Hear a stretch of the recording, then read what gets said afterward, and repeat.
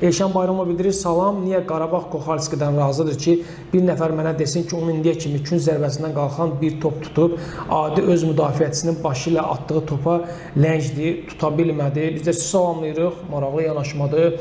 Mən açığı Koxalskini kifayət qədər yaxşı qapıcı kimi qəbul edirəm və son illərdə Qarabağda bəlkə də ciddi səhvləri olmayan təşkiş qapıcılardan biridir Koxalski.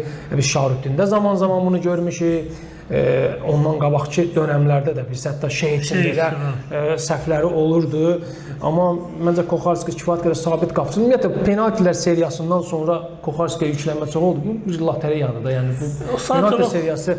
Sadəcə gözləntilər çox idi deyə düşündülər ki, çıxarar hansısa topu çıxarmadı bəlkə. Koxalski Polşada oynayan ən yaxşı qapıcı seçilib də mövsümün qapıcısı. Koxalskinin əsas üstünlüyü polyaklar da yazırlar ki, çərçivədə çox etibarlıdır. Yəni çərçivədəki gələn toplara daha yaxşı reaksiya verir və belə bir qapıcının penaltidə heç bir topa reaksiya verə bilməməsi belə fikirə formalaşdırır ki, sanki bu artıq oynamaq istəmir, getmək istəyir. Və maraqlıdır ki, eyni ona bənzər iddialar Kaşuk haqqında səsləndirildi. Mənim qarşıma çıxdı ki, Ukrayna aldı, bilərəkdən oynamırdı. Həqiqətən biraz Ukraynada həssas məsələdir ki, orada qol vursaydı Ukrayna komandasının qapısına bir Ukrayna futbolçusu və fərqli yanaşmalarda, fərqli yazılar ola bilərdi. Hərsə bir müəyyən əsası ola bilər, amma ümumi götürəndə bir peşkar yanaşırsa, təbii ki, mən də qəbul etmək istəmirəm ki, Kaşuk bilərəkdən vurmurdu, Koxalski bilərəkdən toplara reaksiya vermirdi, bunu qəbul etmək istəmirəm. Amma azarkeş baxır, yəni ortaq fikir formalaşır ki, yəni belə bir çərçivədə yaxşı olan bir qapıcı niyə bir topa reaksiya verir? Əslində təcrübədə belə şeylər olub, azarkeş də qınam olmurdu. Hansısa zaman olur ki, məsələn, getmək istəyən qapıcı zəif çıxış edir. Bəli, ona görə azarkeşi qınamamazda ki, istənilən fikir söyləməkdə sərbəstdir. O da görür, o da düşünür, bəli.